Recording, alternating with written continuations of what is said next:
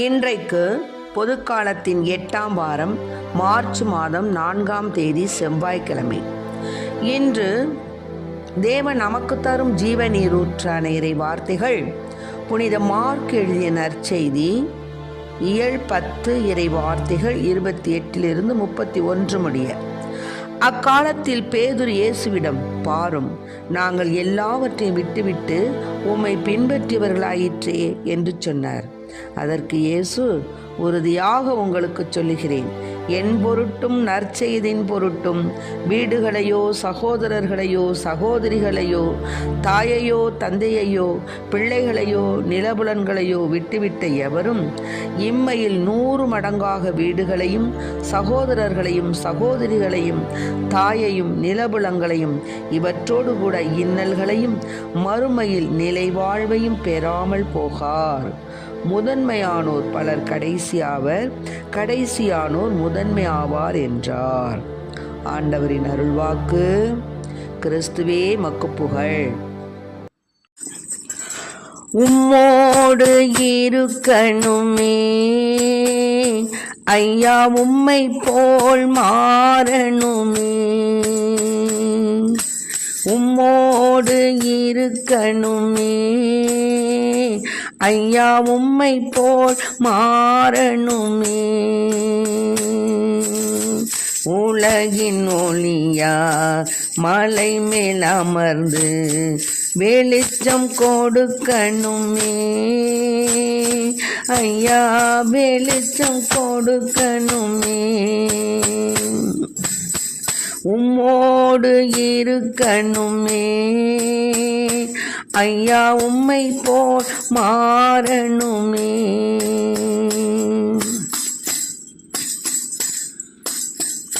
ஓடும் நதியின் ஓரம் வளரும் மரமாய் மாறணுமே.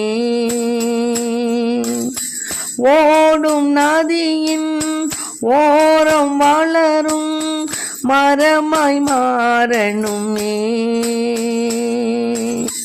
எல்லா நாளும் இலைகளோடு கனிகள் கொடுக்கணுமே. நான் எல்லா நாளும் இலைகளோடு கனிகள் கொடுக்கணுமே. உம்மோடு இருக்கணுமே ஐயா, உம்மை போல் மாறணுமே.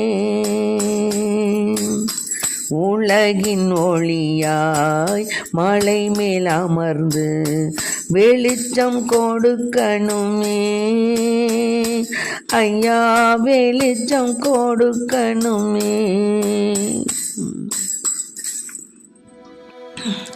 இன்றைக்கு நம் தேவன் தரும் ஜீவ நீரூற்றான இறை வார்த்தைகளை கேட்டோம்.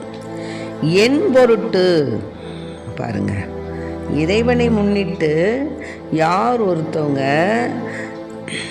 நற்செய்தியின் பொருட்டும் வீடுகளையோ சகோதரர்களையோ சகோதரிகளையோ தாயையோ தந்தையையோ பிள்ளைகளையோ நிலபுலன்களையோ விட்டுவிட்ட எவரும் இம்மையில் இங்கே 100 மடங்காக வீடுகளையும் சகோதரர்களையும் சகோதரிகளையும் தாயையும் நிலபுலன்களையும் இவற்றோடு கூட இன்னல்களையும் மறுமையில் விண்ணகத்தில் நிலை வாழ்வு பெறாமல் போகார். அதான் முதன்மையானோர் பலர் கடைசியாவர், கடைசியானோர் முதன்மையாவர். ஆக இன்று தேவன் நமக்கு தரும் ஜீவ நீரூற்றான இறை வார்த்தைகள் என்ன தெரியுங்களா? நாம் இறைவனுக்கு ஏற்புடைய வாழ்க்கையை வாழணும், அதுதான் உண்மை. அப்புறம் எதுலேயும், அதாவது எதிர்பார்க்காத, உன் வீட்லேயும் சரி உன்னுடைய பணி செய்யக்கூடிய இடத்துலையும் சரி மற்ற எங்கேயும் நீ எதிர்பார்த்து ஒரு நன்மையை செய்யாத, எதையும் எதிர்பார்க்காத. எதிர்பார்த்தா ஏமாற்றம் தான் வரும். இப்போ நம்ம குடும்ப வாழ்க்கையை எடுத்துக்கிறோம், பிள்ளைகள் நம்மளுக்கு அன்பு செய்யணும்னு நினைக்கிறோம், மற்றவங்க நமக்கு அன்பு செய்யணும்னு நினைக்கிறோம். மற்ற குழந்தைகள் நம்ம முதலிடம் கொடுத்து நம்ம நேசிக்கணும் அப்படின்னு நினைக்கிறோம். அது உண்மைதான். பெற்றவர்களுக்கு பிள்ளை தன்னை நேசிக்கணுங்கிறது உண்மையான ஒரு அன்பு தான். ஆனாலும் அதையும் நீ எதிர்பார்க்காத. இறைவனை நம்பு. அவர்தான் நம்மை நேசிப்பவர். நாம் அவரை நேசிக்கணும். ஆக பாருங்க, எங்கேயுமே ஒரு எதிர்பார்ப்பு இருந்தால் அது கிடைக்கலைன்னா நமக்கு ஏமாற்றம் வரும். ஆக எதிர்பார்ப்பே இல்லைன்னா அவ்வளோதான், முடிஞ்சிச்சு. ஆக அதனால தான் எந்த ஒரு நிபந்தனைகளுக்கும் உட்பட்ட உறவு நிலை நமக்கு வேண்டாம். ஆமாம், அதனால் எந்த ஒரு நிலையானாலும் சரி, அரசனானாலும் அறந்தவன்னா அவன் குற்றம்தான் அப்படிங்கிறத கூறுவது உண்மை. அதுபோல் நாம் என்ன செய்யணும்? எதையுமே நாம் பொருள்படுத்தாமல் இறைவனை மட்டுமே நம்முடைய வாழ்வின் மையம் என்பதை உணர்ந்த பிள்ளைகளாய் இறைவனுக்காகவே வாழ வேண்டும் என்ற உயர்ந்த கருத்தோடு நாம் என்ன செய்யணும்? ஆண்டவருக்கு உகந்த பிள்ளைகளாக நாம் நம்முடைய வாழ்க்கையை நம்ம சீர்படுத்திக்கணும். தீச்செயலை விட்டுவிடணும். அது ஆண்டவருக்கு விருப்பமானது.